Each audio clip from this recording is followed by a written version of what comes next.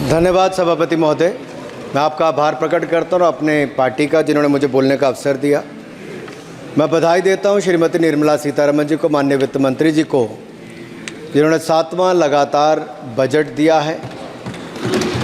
ये केवल केंद्रीय बजट नहीं, ये जन भावनाओं का बजट है, इसलिए मैं उनको बहुत बहुत इसके लिए बधाई देता हूँ।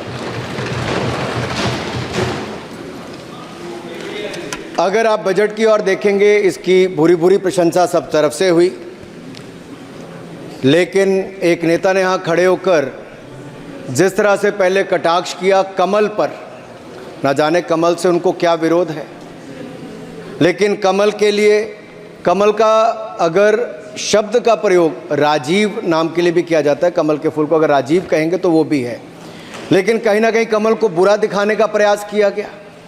अरे भाई, ये बात सही है कि हमारा चुनाव चिन्ह कमल का फूल है और जनता ने तीसरी बार लगातार हमें सत्ता में बिठाने का काम किया है, लेकिन केवल ये कमल का फूल नहीं, इन्होंने अपमानित कुछ और करने का काम भी किया और मैं उसका थोड़ा उल्लेख यहाँ पर जरूर करना चाहता हूँ। ये कमल, इससे जुड़ा हुआ नाम राजीव भी है, और राजीव आप जानते हैं किसका नाम है, आप सब जानते ही हैं।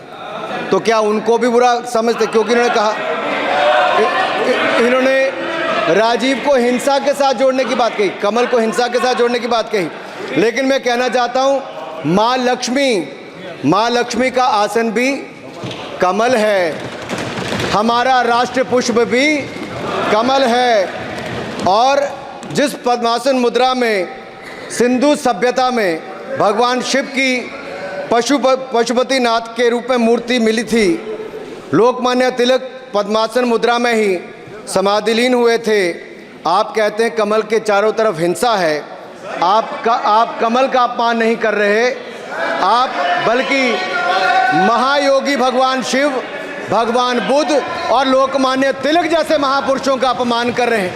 इसलिए अगली बार कमल के बारे में बोलने से पहले थोड़ा सोच कर बोलिए कि आप किस किस का अपमान कर रहे हैं।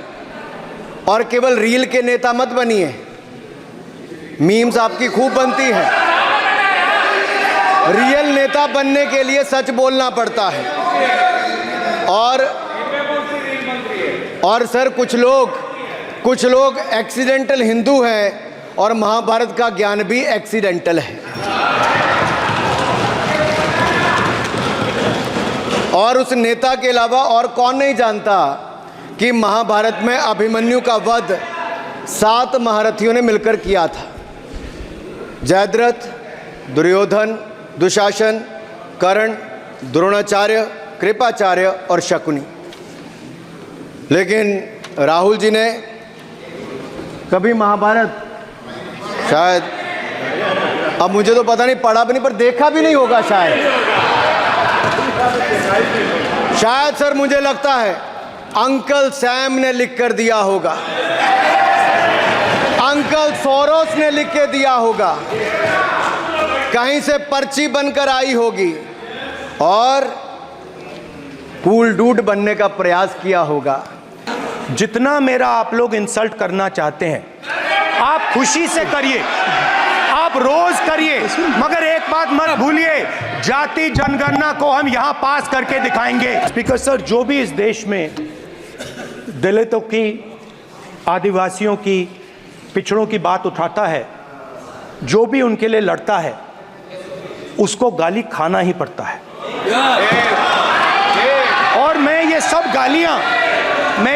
गालियां खुशी से खाऊंगा, क्योंकि महाभारत की बात हुई तो महाभारत में अर्जुन को सिर्फ मच्छी की आंख दिख रही थी, उसी प्रकार मुझे सिर्फ मच्छी की आंख दिख रही है। जाति जनगणना हम करा के दिखाएंगे, खत्म। आपको जितनी गाली देनी है आप दीजिए, हम खुशी से लेंगे। धन्यवाद।